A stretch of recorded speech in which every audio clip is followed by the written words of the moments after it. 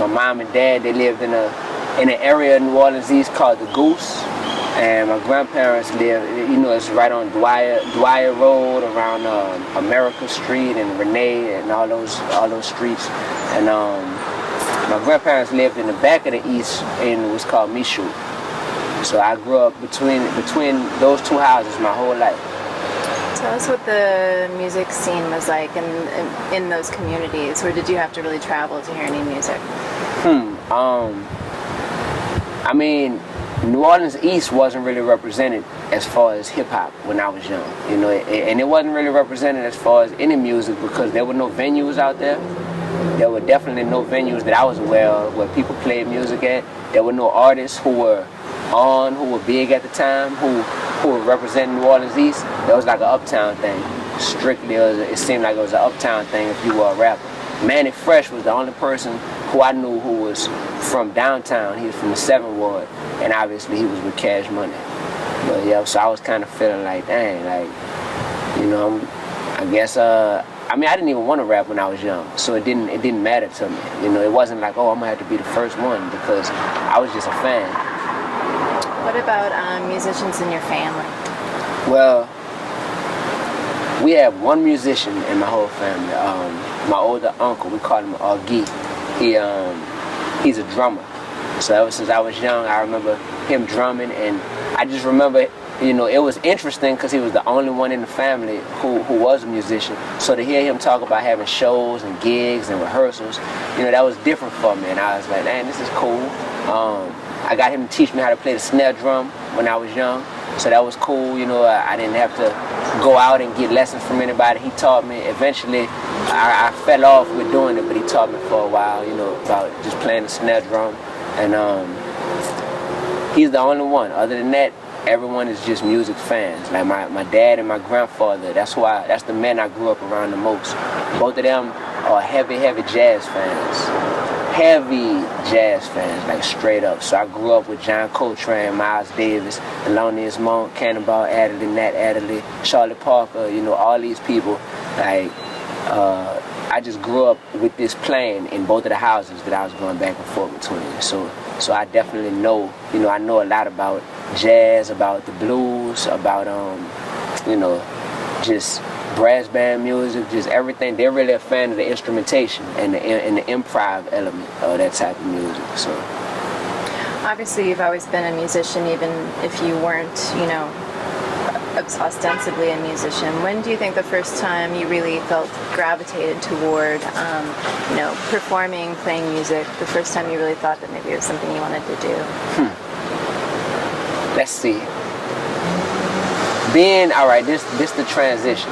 Being in middle school, I remember I would be with my friends, William, Charlie, Carl, like our whole little clique, and we didn't want to be performers, we just wanted to be the hot boys.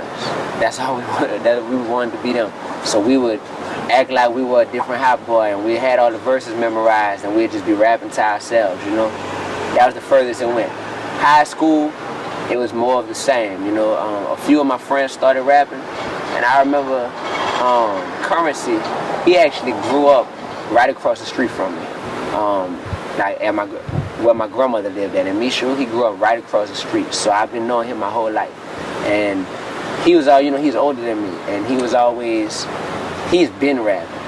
And I always kind of, he was the older dude, stayed on the street, so I kind of looked up to him because he was the cool dude in my eyes because he was a little older and, played basketball, had a basketball goal. So when he started taking rap real serious, I kind of looked at it like, dang, that's cool. Somebody I know. I remember when he first got with Mr. Marcello and then with No Limit, and I remember Wild Wayne hosted one of his mixtapes, and I was just like, dang, this is cool. Like, I know this dude. This is my boy. This Shantae, and I'm seeing this now.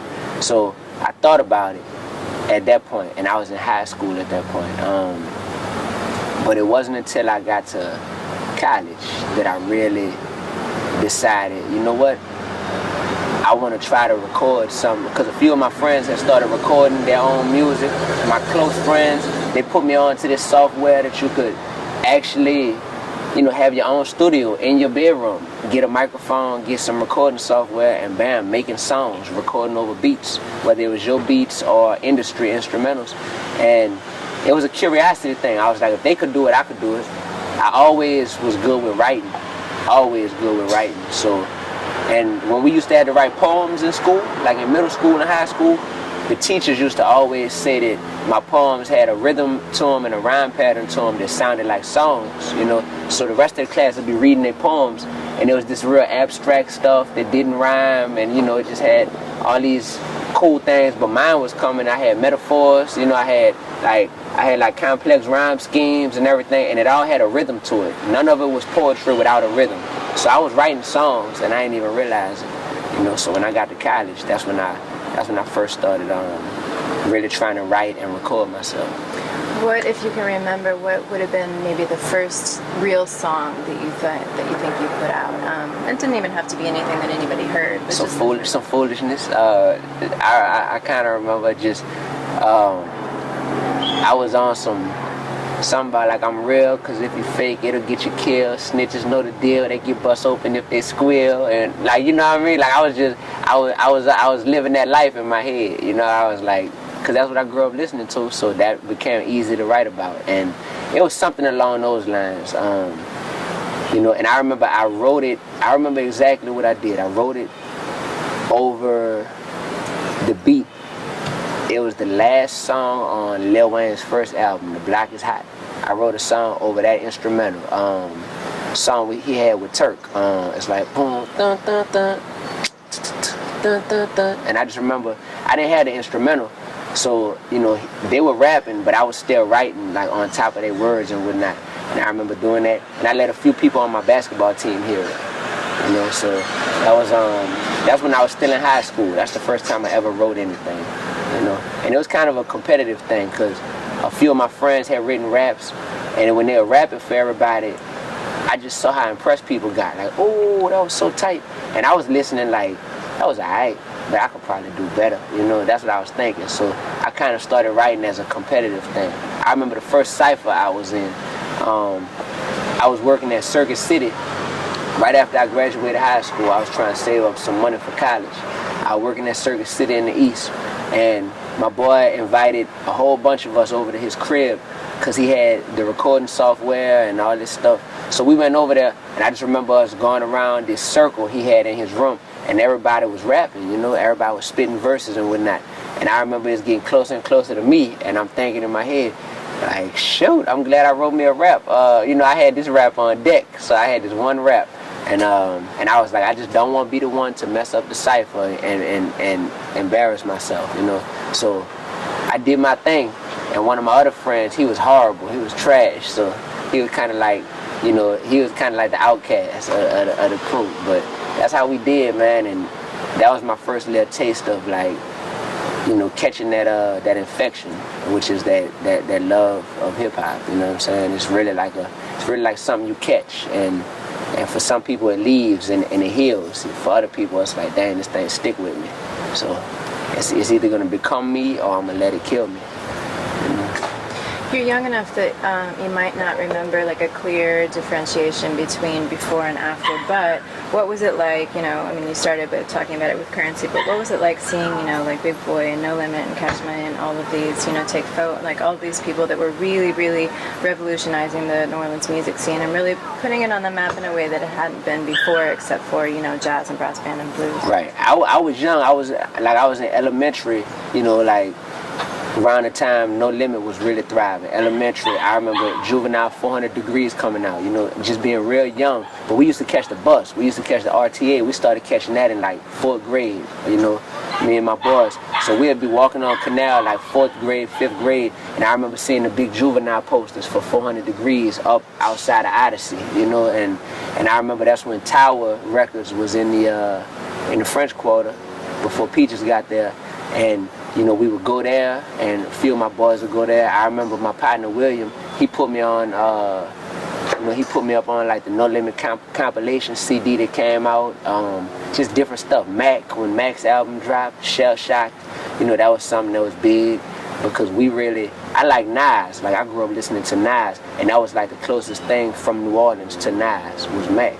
So I really latched on to him real early. So it was big just to see like, yo, the same people who are from, like one of my friends, you know, had family members that were signed to, I think, the Gambino family, you know, who were with No Limit. Like, just feeling like, yo, these people are accessible. First time I ever saw Turk and BG, I was in Walmart in the East with my dad, and I just thought I saw Elvis, you know, I like straight up, I was like, they was in there, they came in there with some wife beaters on, with their pants sagging, just walking through, getting a dollhouse, I remember, and it must have been for the, you know, maybe one of the kids or little sister, and to me, it was just a big deal. I was like, I'm gonna hold the door open when they walk out for them, you know what I'm saying? Like, that's what I miss, is genuinely being a fan and not being like, yo, listen to my demo, that type of stuff, but genuinely just being like, yo, like, I really look up to them and I really listen to their music, you know what I'm saying? So that means a lot. So I have good memories of being real young, kind of seeing those movements, and as I got older, just to see how people's careers went in so many different directions. You know, it's crazy. It's crazy. Some people dead, unfortunately. Some people in jail. Some people still doing their thing. You know, some people have gotten bigger and better than ever. You know, and for me now, we were just talking about it. My partner Charlie and I riding over here in the car. It's crazy that a lot of these same people now, for me to know them personally, like the same dude who I was young and saw his poster 400 Degrees and remember listening to Q93 hearing Soldier Rags on the radio. Now I got a song with him on my new mixtape, you know, and he saluting me for like, yo, I see the moves you're making, I'm proud of you, you know what I'm saying? Like the same dude, you know, who did all the beats for 40, 50 million records sold, you know, Manny Fresh. It's like my big brother now, you know, we got a whole CD dropping, you know, in less than a month. You know, like that type of stuff is it's pretty crazy. I'm just enjoying the journey. Like this stuff is, you know, it's cool. It's cool. And it's easy to get used to, you know, and then you just take a break and look back on it and you're like, well, I'm really actually like have a song with Juvenile and like I really am doing this with Manny, you know? I mean, you get used to it, you know, once you're around it for a while, but then you take a step back and realize how meaningful that really is. You've done a lot to defend Mac in your career. Do you want to talk anything about that? Of course. You know, Mac deserves to be free. Mac is serving 30 years right now for a murder that he didn't commit, and he was convicted of it, but he was sentenced. They wound up charging him with manslaughter because they didn't have enough tangible evidence to get him on a murder charge. So instead of convicting him for that, they just threw manslaughter on him and just gave him the maximum sentence for manslaughter, which is 30 years. Very weak case. This happened in the year 2000 when No Limit was still, you know, thriving as far as popularity. So it happened in St. Tammany Parish. The perception was, oh, this is one of Master P's goons, you know, who came out here and started this. He was the most high-profile person in the club at the time. A murder weapon was never found. There was really no hardcore evidence. There's one eyewitness who changed their story like 4 times, who wound up eventually saying that Mac did it, and that's the main evidence that was used. The person who committed this murder actually confessed on tape to the authorities, and they threw that out. They negated that, and they said Mac probably paid him to take that murder, you know, to confess to the murder. You know, so just so much stuff. And I knew about this. I was aware of it before I met Mac. But then once I actually met him, a lot of people think that, you know, me and Mac grew up together or something like that, but because we're basically like brothers now, you know. But the true story is, I met Mac, I went and did a speaking engagement in his prison. You know, I went to speak to the inmates, just like on some positive, uplifting, you know, them type stuff. And when I got there and they were checking me and frisking me to walk in, somebody told me, he said, you know, this where your boy Mac is at, huh? And I was like, what? You know, like, I had never met Mac, you know, and I was like, are you serious? So I just remember meeting him for the very first time, and he already knew who I was because, what's the name of that local magazine? Shoot, I want to say, tell me if I'm wrong, Section 8? It was that of a magazine called named Section 8 from down here? Yeah, they had just did a story on me, and that was kind of like my first time getting some print, you know, press down here in New Orleans. This was years ago, and someone who was incarcerated with Mac got that magazine and behind bars. So they let Mac see it, and it was like, check this little dude D1 out, read his story. So Mac had already read about me, had already known a little bit about me, and just was interested in D1 before we even met, you know. So once we met, we really hit it off, because we really similar demeanor, spirits, you know what I'm saying?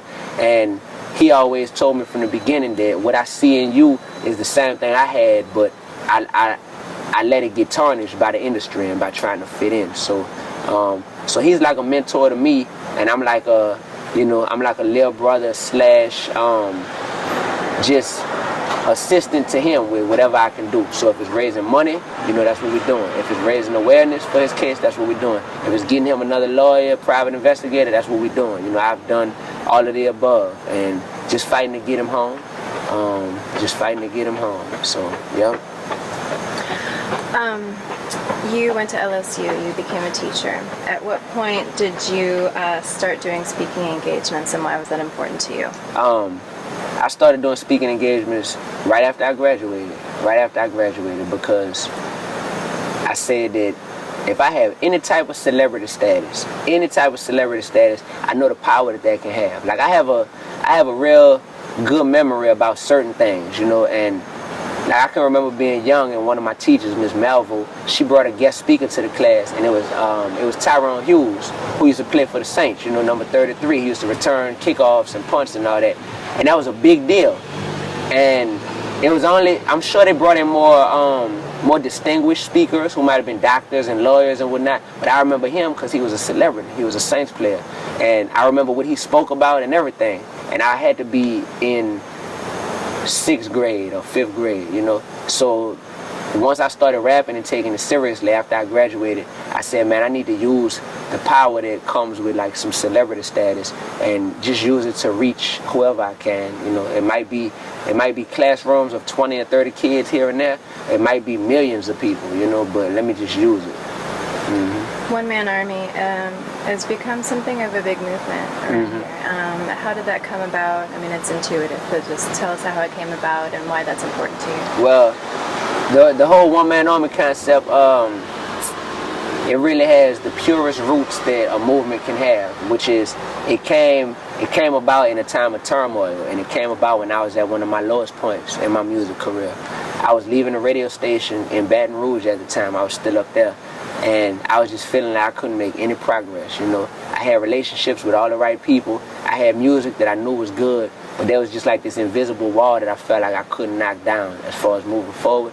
And I had tears in my eyes leaving the radio station, feeling like, yo, like I'm doing all the right things, you know. I done passed up on internships in my major to do things like go to New York, you know, and intern in New York and stay with random friends, you know, to try to make connections and all this stuff. I'm doing the right things, but I can't go forward. And I had tears in my eyes, and I was like, man, either I'm just gonna quit this stuff right now, because I'm too, you know, life is too short to be chasing something that you're not gonna succeed in. So either I'm just gonna, you know, quit right now, or I'm gonna have a mentality to where, like, I just won't let failure be an option. I just won't, like, period.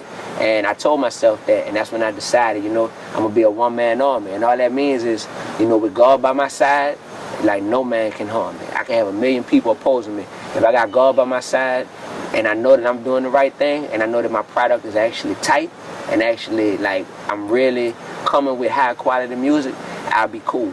And that's where the One Man Army motto came about. And it's just it's a movement now. It's a mentality that I inspire men and women with. Whether you're a one-man army or a one-woman army, you know, you should have a team around you. You should have supporters, but it all starts with you in the morning when you wake up and look yourself in the mirror and say, I have to be a self-starter. You know, I have to control my own destiny, and just, you know, I definitely believe in doing things the right way, and just the type of energy you put out. I feel like it affects things. Think about all the talented rappers, you know, who have ever come around, or who are in New Orleans currently.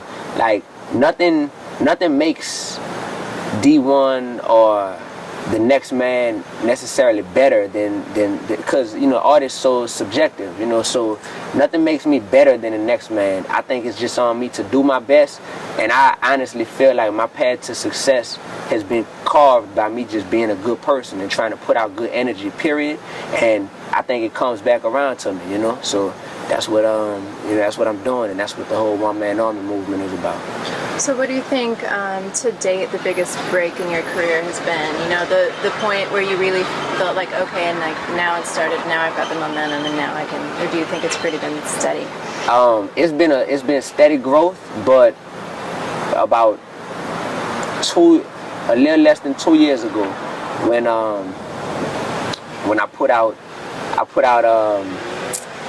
this song J50 and Wheezy. I put that thing out, and it was a very bold song. It was a very honest song that I was kind of nervous about putting out, you know, and I was like, man, I don't know how people are gonna perceive this, but it's honest. It's like I'm talking to J50 and Wheezy, and I'm just telling them, you know, what's on my mind and what I feel like they could be doing with their platform that they have and with their riches that they have, you know. And I put that out. I put the video to it, and it really just took off. You know, a lot of seeds I had been planting, it seemed like they all started to blossom all at once when I put that video out. People were like, wow, this dude is for real, and he's not like the next rapper. Like he's kind of in his own lane. So we're gonna check for him from now on. And it turned a lot of people on to me. I put that video out, and I hate to say that one thing changed my life, but that helped. That helped a whole lot. And from there, it gave me an opportunity to keep putting music out and keep proving myself to people. Like so what I did was, after J50 and Weezy came out and got a lot of people's attention, I knew that I had the song One Man Army that I had been put out. I put One Man Army out 2 years earlier, but I knew it was a great song that really characterized who I was. So I shot a brand new video to One Man Army, re-recorded it, you know, same lyrics, and put that out after J50 and Weezy. Old song, but brand new to all these new Dee-1 fans, you know. So put that out, and it really let people know, like, wow, like this dude, okay, he came with another one. And then from there, I put the mixtape out. I Hope They Hear Me Volume 2. And that really stamped a lot of stuff. And, you know, it's really, now, you know, I definitely have a nationwide fan base, you know, and I'm touring, you know, nationally. I'm going on a 50-city tour in about 20 days, you know, 50 cities. That's a blessing. I'm able to collaborate with artists from coast to coast now, and I still have a long ways to go, but I feel like I got my foot in the door. In terms of well, let's switch gears and talk about bounce and rap, and then we'll go back to your career specifically. In terms of bounce, how does that help tell the story of New Orleans rap, and what is New Orleans rap without bounce? New Orleans rap without bounce is not New Orleans rap. It's just rap, you know. Bounce. I went to the Legends concert last night, you know, and I just realized, like, bounce influenced everyone's sound. Everyone, even if they aren't classified as a bounce artist, it influenced everyone's sound. Just that beat, you know, that beat, the way you ride that beat, you know, the whole call and response chants that are affiliated with bounce so much, and even with brass band music. But bounce specifically, that's something that's specific to New Orleans, and it affects the way we get on the mic and the swag we have. It does. So shout out to all of the, you know, TT Tucker, you know what I'm saying, like Jubilee, like shoot, DJ Jimmy, like everybody, you know, like definitely shout out to everyone who did that. They did the bravest thing that it takes, which is, only time you do something great is when you do something that no one else has done before. So it can be scary because it's like, I don't have a blueprint to follow, but then you fool around and you really pave a road out of a bunch of rubble, you know, something that didn't exist, and you put in the work to really pave that road. And then when people come after you and they're able to walk down that road, they always got to pay homage to who made this road so, you know, so smooth for them. So that's what the founders of Bounce did. I think of you as a very visual artist. You've got a definite look, and you've got a definite look about your videos, and a lot of that is because of B. Mike's work. Do you want to talk about that at all? Definitely. I think, you know, my videos have been something that I've been blessed to be able to put out probably since the beginning of my career, putting out music videos. And that's before it was even really popular for artists to now, like everybody gotta have a ton of viral videos. That's like a rule to being an artist, But when I started putting out viral videos and having the assistance, like from B Mike, and I was just fortunate to connect with someone who saw my vision, who was like, yo, your music is the same type of music that I would be making if I was a rapper. But since I'm good with the camera, let me put visuals, to your songs, since I rock with them so much. And that's pretty much what that was. And all my songs are non-fiction. They true stories. I'm not a rapper that's just making up stuff. So I'm really animated. Like when I rap my songs, that's why I'm a good performer, because like I feel this music, like this stuff. I probably just went through this a month ago and made a song about it, so I feel it. Like these war wounds are real, the scars still show, whether it's good or bad. So that's why I'm putting visuals to it. People get that extra, that intangible sense of like, yo, like this dude really is about what he's rapping, and that's attractive to people. People gonna always be attracted to something that's real. Totally. I'm not going to ask you any Katrina questions, but do you want to talk about Hurricane Isaac? Because I think that's a really important part of this history, and and it's a bigger deal than a lot of people realize. And what happened to your parents? Yeah. Hurricane Isaac. That stuff really, that was unexpected. It was so unexpected as far as what was gonna happen. My parents lost their house. They lost both of their cars. And I could just tell that, they stand strong as they can, but I could tell like it did something to them, And it reminds me of how my grandparents felt after Katrina, because, my grandpa took Katrina so hard, like personally took it hard, and, my parents, they're taking this kind of hard. They stand optimistic as much as they can, though. And,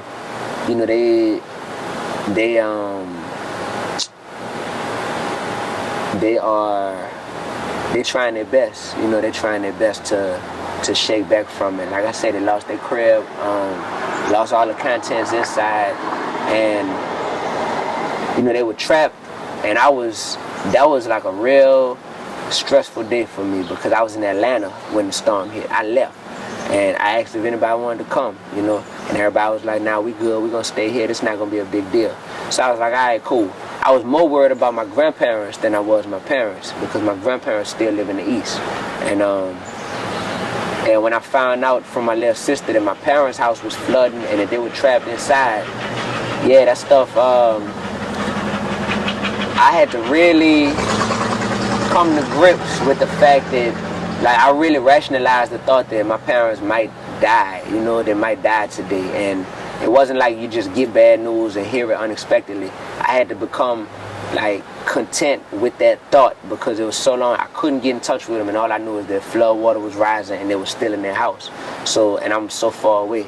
So, it actually wound up being a blessing, though, because it showed me how many people really care about David Augustine Jr., the man, not Dee-1 the artist. A lot of people came to my assistance and just either prayed or just personally wished me well with the situation, or actively did something to try to help them get rescued.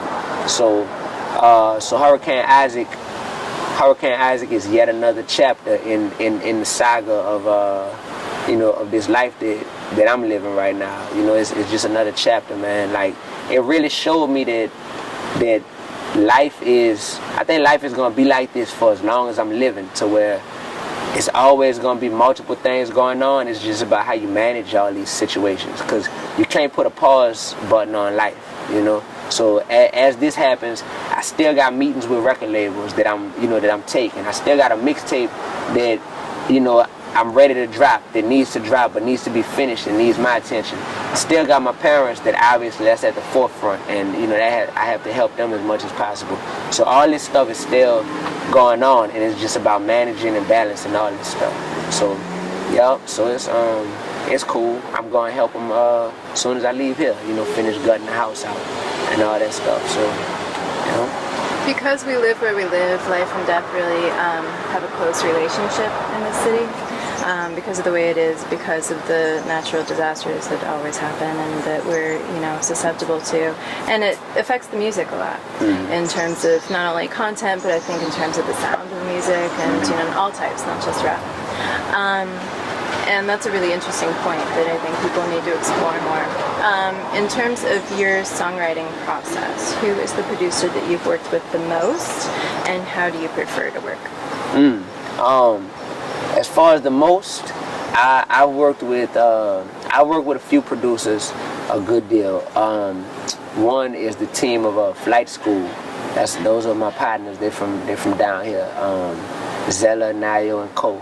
I've been knowing them for years, and so you know they've done a good bit of production for me, which has been cool. Manny Fresh, you know, me and Manny Fresh have a ton of songs done together now, and we just started our working relationship like a year and a half ago, you know, but we have a ton of music done together now that we're about to drop, you know, the Focus tape. That's the first product, October 9th. So how do I prefer to work? I would say I like to hear a beat that inspires me, and from there, you know, I like to just be able to do my thing to it and live with the beat, you know. So if I'm in the studio and I hear that beat that I like, then everybody else could be off on the side talking, but I'm just gonna have that beat playing over and over and over, and I'm kind of in my own little zone, just conceptualizing what I'm gonna write about, you know, and actually writing and doing my thing. If somebody emails me a beat that I like and I really like it, I'm gonna put it on my phone, I'm gonna put it on my iPad or on my computer and just sit there and just listen to it, you know. And the beat always brings the emotion out of me, you know. So like sometimes I heard beats and they brought tears to my eyes just by hearing beats and thinking and getting lost in my own thoughts, you know. I remember the song Blue that I did, you know, I was going through a lot. I heard the beat for Blue. I just started thinking about what to write to it and getting, you know, caught up in my thoughts and what I was going through and what I wanted to write about, you know, like that stuff really. I was like, man, this is gonna be a real song, you know, because I'm about to put some real stuff on this paper. And that's what I like to do, though. Like, I like to be flexible. I don't like to be boxed in and say I can only work under these conditions. So it's whatever, you know. I still haven't reached, like, I'm probably at like 45% of my overall creative level, you know what I mean? I've only tapped into about 45% of it, not even half. And it's because I do a lot of the, you know, I play a big role in a lot of the business side of what goes on with my career too. And it's obviously a lot that's taking place on the business end. So that takes up a big chunk of my thoughts and of my time and everything. And you know, as that becomes something that's more and more taken care of and I can delegate and become more and more just Dee-1, the creative artist, you know, I'm excited. I'm excited about that because people like the music they hear now and they're like, oh, Dee-1, Dee-1. I'm like, y'all didn't even heard, you know, like nearly half of the best, trust me. So that's where I'm at. Is there anything else that you'd like to talk about that you think is important that we haven't? I think that, let's see. Yeah, I think it's important for people to know that, you know, we all got a mission that we on, and I'm talking about a life mission, you know, like a reason why we're living, a reason why we were put on this earth. And I see so many of my brothers wanting to rap now, or wanting to be in entertainment, or wanting to be managers, you know, wanting to be singers, wanting to be producers, wanting to be cameramen, wanting to be, you know, photographers. And my thing is, just make sure you're doing it for the right reasons. Because if you're doing it for the right reasons, you might never make more than $30,000, you know. But if it's really done with a pure heart and for the right reasons, you might make 30 grand a year off of it. Or you might be like my uncle, and every time he gets a gig at Checkpoint Charlie's or Tipitina's or something, like he's extremely happy. You know what I'm saying? He's not bitter about, you know, why he couldn't get rich off of it or anything. Like, He loves it, you know, he loves it for what it is. And I think that long as it ties in with your overall mission, you know, you'll do something that helps to advance the overall culture. You know, this artistic culture that we have in New Orleans. As long as you're doing it for the right reasons and it's not just a hustle to you, you know. I know we want to make money, we want to make a living off of it, definitely. But, you know, make sure that doesn't like affect your overall, you know, purpose for why you're doing this. Because once we're gone, people are going to be talking about the legacy that we left during these years, you know, and we just want it to be something that allows the culture, you know, to move forward in a positive direction. So that's it. Very well said. That's it. For sure. Done.